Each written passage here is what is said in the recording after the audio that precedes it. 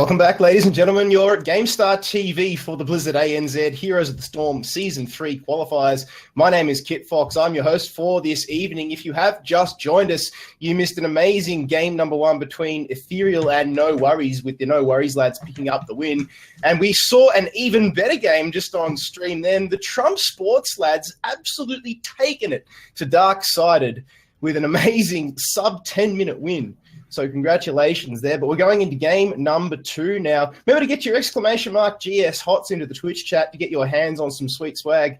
Thanks to Blizzard ANZ. That is 12 loot chest bundles. We've got 2 of those to give away. So once again, that command is exclamation mark GS HOTS. And we just want to give a GameStar shout out to 3 subscribers that are in the channel at the moment. Hacky Nuck and Shadowism. 2 of those have thrown us their prime subs for the month. So thank you so much. You guys have access to all of these videos with the glory and goodness that is Twitch chat. And if you're thinking, hey, I want to get in on some of that as well, you can throw us your sub and all that money will go to getting casters to live events as well as prize pools for our future competition. So you can view them with Twitch chat as well. But if you don't want to, that's okay, because we do have them up on YouTube 24 to 48 hours after the broadcast. But enough from me. Let's get back into it. It is Trump Sports versus Dark-Sided. So I'm going to pass you back to your casters, Skimmy and Bandy, for some Warhead Junction.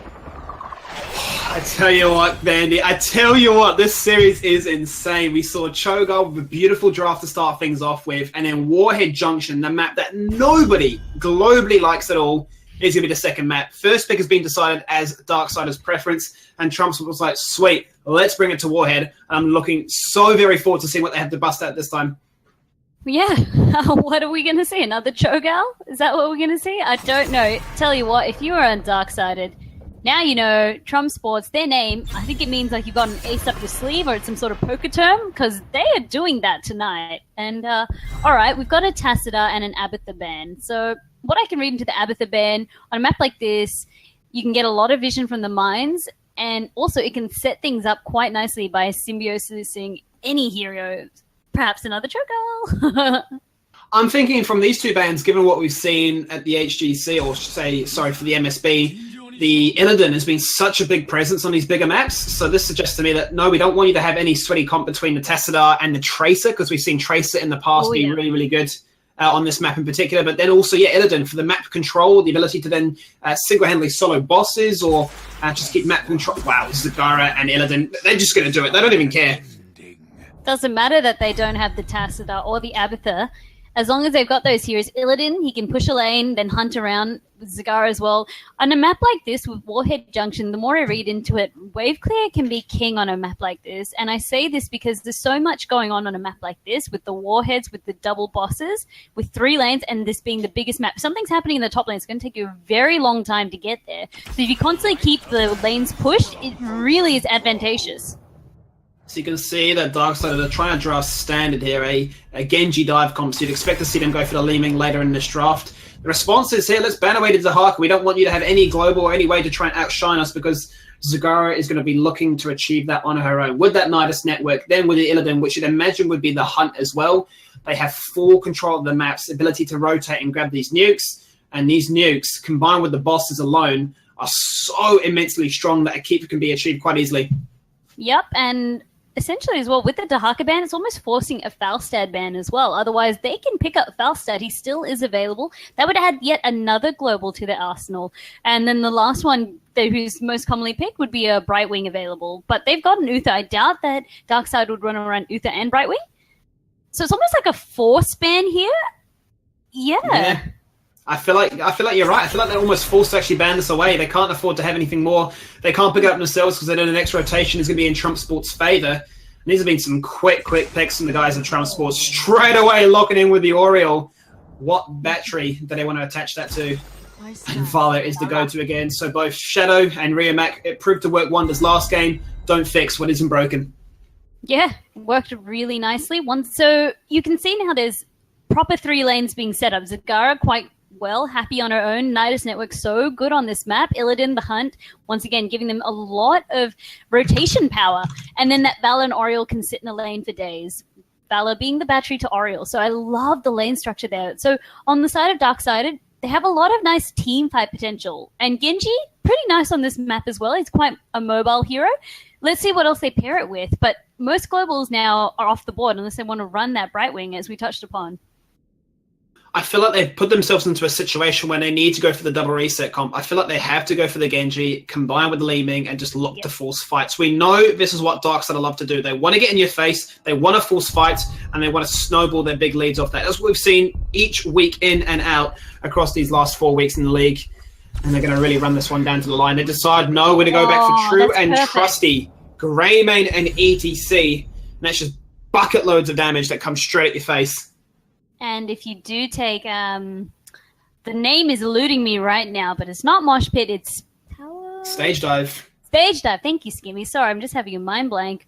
I was going to say after I said, Brightwing's the only glove, I'm like, actually, ETC could fit really nicely in with their comp because Anubrak, solo tank, not the greatest, get another tank. So it bolsters their front line, and Greymane Genji, so nice together. If Go for the Throat is picked up against, we've got squishy targets, we've got Valor, Oriole, and Zagara. So if you get those resets, it helps Genji, it helps Greymane. Final pick here is going to be the Tyrael, which you'd have to imagine, well, actually, I'm not even sure anymore. You'd imagine it would be the Sanctification to try and prevent this all-in wombo combo from the side of Darkseid. But to be quite frank, I would not be sort of chucking out the idea of a Judgment and a Hunt, just a double stun, double pounce upon and overwhelm that person with pressure. Yep. So different, these drafts. So interesting. It seems to me that Darkseid are just drafting standard, whereas Trump Sports are really trying to bring these elements of this unique map, a map which I think we've only ever seen once across all games to tournaments. It's this is insane. I think so. Once seems about right. This is probably my most hated map, as long as I'm not playing it, so I don't really mind. I'm happy that we're casting it, especially I'm excited to see the draft. It's got elements that I've seen work quite well in quick matches, in hero leagues, even in team leagues, so that Illidan, Zagara being things that are the go-to on a map like this because it's so big. So you innovate. Once that Falstad, Dahaka are gone, okay, who else is available? And stuff like the ETC as well. Nice pickup on the side of Darksided. I was just thinking there as you were talking. I think this is actually, the third time across all competitions. You think about how many competitions we've had, how many leagues we've had from Season 3, dating all the way back through 2016. This is insane since the inception of this map. But let's talk about these two teams. Here we go. Currently looking on the left-hand side. This is Team Darkseid, currently 1-0 down in the best of 3. Let's see what they can do with this lineup. It's going to be Session on ETC, Demise playing Greymane, Haki on Genji, Moops on Uther, and Anubrak played by Vikarak. And on the red side, we've got Trump Sports currently up a game and wanting to stay that way. We've got KVA on Zagara, Lahal playing Vala, Sharpa on Tyrael, The Shadow playing Oriole, and Ryumak on Illidan. Such an interesting diversification of their roster. Typically speaking, KVA being the tank, they've made Sharpa play the Tyrael, which I know he's quite proficient with. And they've got Ryumak playing the Illidan. So let's see how much value Zagara can get there. Has gone for the Infest at level 1. He's going to be looking to assist those Siege and really push on through hard. Ryumak's going to be sitting in the top lane to start things off with. And you imagine he's going to be doing a lot of that, helping out Zagara and making sure they can achieve an early game boss. Essentially, yes. Oh, but KVA getting quite low. He's in trouble. That's an early game kill. That's first blood said and done. The face check was done and the kill was achieved. It might not be over yet. Power Spike will be out very shortly. Is he going to go for it? He is. Gets taken out for free there. No, they're going to back away here. So Sharper is going to be sitting in mid lane for the meantime, soaking up for free. Not going to have to worry about anybody jumping on him just yet. And Illidan will be keeping the lane at bay whilst he waits for Zagara to rock on back. How you going, Vandy? I'm back. Sorry about that. Australian internet happened to someone, so tonight it's a caster being affected. It's me. It wouldn't be. Somebody has to be affected. Yep, someone's got to have it. But all right, let's see what we've got here. Sasha going back to the bot lane. Oh, they nearly got the Shadow there. They tried to collapse onto it, but Sashin is playing with fire. The turnaround is good. Lahal just says, see you later, Greymane. The dive attempt was so strong, and the kill was punished. Yeah, I thought they had the kill for sure, but really, it's the Shadow. He's getting so much hope. Once again, if he's not getting focused, Val is going to be the battery. Oh, he's looking to bounce around and keep Sashin guessing here. The stun or double CC from the two of them wasn't enough there. The fancy feet allowing Nim to pick up the kill. But top lane, it's still here. It's still Illidan assisting out Zagara, looking to achieve maximum value. And it's forcing up these interesting lane rotations. Demise is now going to have to join the fight. Vikrak is solo, Burrow Charge coming in, and KJ is actually going to know him for the meantime. Going for the cap on a nuke, he does successfully pick it up. And Riomac buying a lot of time for his team. Yeah, it didn't matter that Riomac got so low because the objective was secured, the warhead was taken. But let's see the battle for the other warhead, Sashin picking it up without much trouble there. Yeah, Sharp in the mid lane was doing a bit of a 1-3-3 situation. Had to imagine he was just trying to buy some time there because right now it's all eyes on this bot lane. The rotations are coming through. Ufa the first one to join the fight. Genji currently on the rotate, coming through this right-hand side. It's Lahal once again in a familiar spot, looking to try and juke and drive his way around through these vents and denying the bush, but it's just not going to be enough. The Shadow there can't get the heal off, doesn't have level 7 yet, quick reduced cooldown, and he also maybe a second to follow. Yeah, beautiful face smell, knocks him out of his tower's range, and a double kill. Yeah, Sashin doing a lot of work on that ETC, but really it's hacky. All eyes on the Genji. This is why he can be such a good pick on this map. He's such a mobile hero. So as you said, the Li Ming, yes, she's a good choice, but she's got limited mobility, let's say, in terms of Genji. That agile dismount, coupled with his dashing strike, like, you need to watch out, especially on a map like this. 1 minute he's there, the next minute he's not. And this is going to be that part of the game where both can look to try and split off and get those mercenary camps. Both Greymane and Illidan will really excel at that. But right now it seems to be Riomac who has the advantage. He's already picked up the camp in the bot lane, working on these bombers in the top lane, which have an interesting mechanism. They give you vision.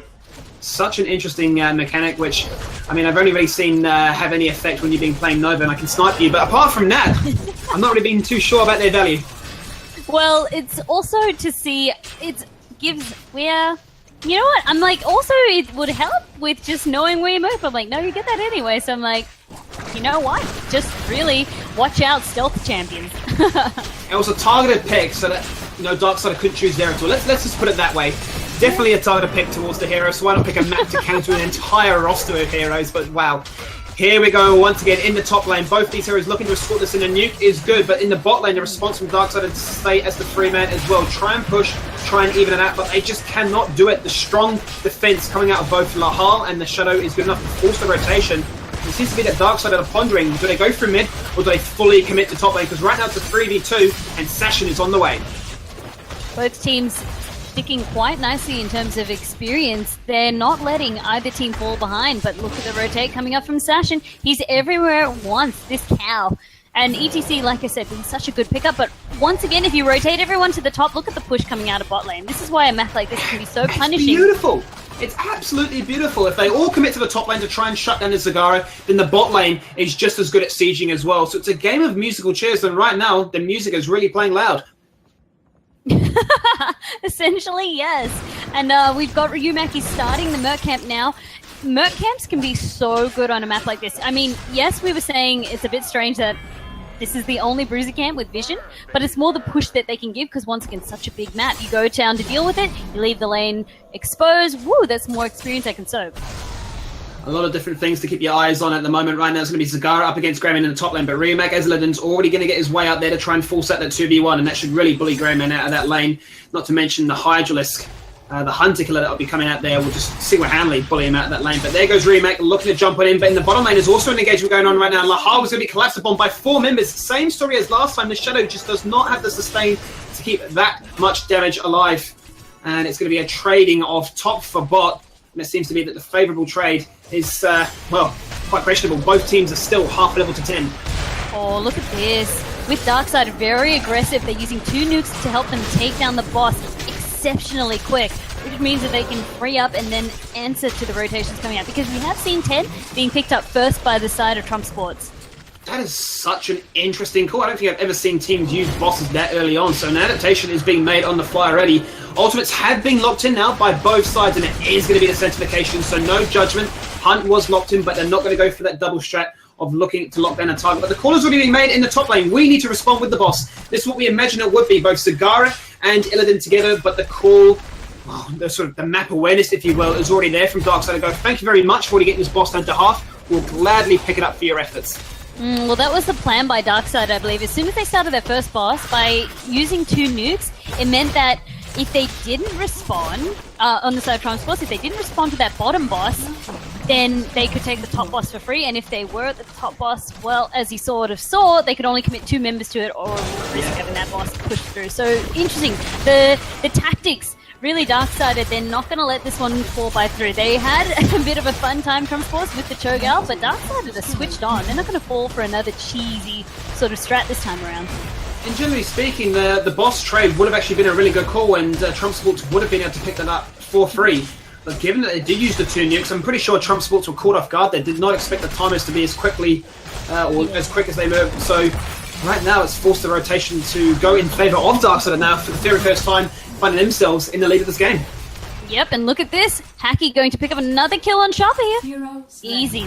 Easy with Genji. He's so sticky. There's nothing Sharper could do to get away from him. Sharper being picked a piece quite a few times now, single-handedly. It's been a little bit of a problem recently, but it seems to be that Zagara in the bot lane is going to look to try and retaliate here, saying if you're going to be pushing through and trying to threaten a keep, I will be trying to even out this myself. And seems to be that, well, I'll tell you what, if they don't respond quickly, this is a dead keep, and I think almost Trump Sports realise this. Yeah, essentially. What I've noticed is Sashin's been holding on to his heroic for quite some time now. He doesn't know whether he wants to commit. Oh, I'm going to cut myself off. Sanctification needs to come out here. It does at the very last second. It's going to be a beautiful stage dive. It is in the backline looking to try and take out Lahal, and it does. Collapse on towards him. The reset is there. Look at that. 1 by 1. They fall triple kill for his efforts. Dragon Blade getting the resets. And it's going to be an egg at the very last second here for the Shadow. It's not going to be enough. Hammer of Justice does collapse upon it. And maybe we see back-to-back sub-10-minute games. They are looking to threaten the core. Do they have to sustain? Moops does have the mana. They are banging on this core. The respawn time is so quick. But is this the dream, Vandy? Do we see the 2 top teams have sub-10-minute games back-to-back? Are we going to a game 3? It's looking like it. We're going to, Skimmy. It's going to definitely happen. There's nothing we can see Trump Sports doing now to defend their core. The push that they got from the boss was insane. Sashin holding on. He was like, oh, I really don't want to have to commit to the stage dive. I can take Mosh, but then as soon as that fight broke out, bam, he specced into it, bam, he used it. Insane reaction. Wow. I'm taken aback, to be quite honest. We've seen in the past games go as quickly as this, but on the finale, the last night, for it to all come around like this, wow. Then let's talk about it. MVP nominations for that game. It was another quick game. I have a few that I'd like to mention, but be interested to see what you think first. Oh, okay. Sure. No worries. I'll kick things off. I had eyes on Sashin, that rotating power slide, finding so much value. He was setting up so well for the rest of his team, as well as Hacky on that Genji. We saw time and time he was getting the kills where it counted. He was sticking onto Sharper. Sharper getting picked off a couple of times. Yes, it was a 4-man ganking squad, but Hacky was really enabling a lot of those kills. And then on the side of the Trump Sports boys, I mean, an honorable mention, I guess, I'd give to Lahal. Doing that 3v2 down the bot lane was quite lovely to watch, but after they caught on, they kept sending the 4-man gank squads. It was getting the job done for them. But back to you, Skimmy. I want to hear your thoughts now. Oh, it's a tough one. It really is between both Sashin and Hacky. I was impressed with both of them for doing their respective roles quite admirably. Yeah, definitely the ganking potential of Sashin to rotate and keep them on their call. Really, what I'd love to know is who made the call to double nuke boss, because that for me was the MVP nomination worthy moment. So it puts you in a bit of a predicament here with who is the better player. Stage dive was locked in at the very last second. To be quite frank, I'm going to give it to Sashin just for the idea of constantly being aware, being alert, and punishing these side lanes. So congratulations, Sashin. You pick up the MVP nomination for game number 2, and you tie this series up 1 apiece. We're going to get ready for these 2 teams to select the map and decide who goes first pick. So for the meantime, stick sharp and stay around.